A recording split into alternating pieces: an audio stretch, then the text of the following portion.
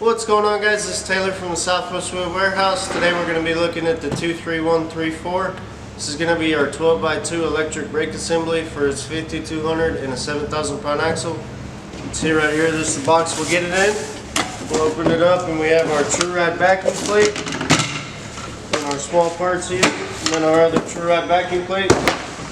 We can see here the magnets are already installed. These are ready to go. Everything's installed on them. Just bolt them up. We're going to have our hot and our ground here sticking through. We have our adjuster here. These do have to be adjusted periodically. And then we have our 5-hole mounting. This is going to fit most standard axles. And from here to here is going to be 2 1/8. From here to here and here. Across is going to be 3 inches. And diagonally is going to be 3 7/8.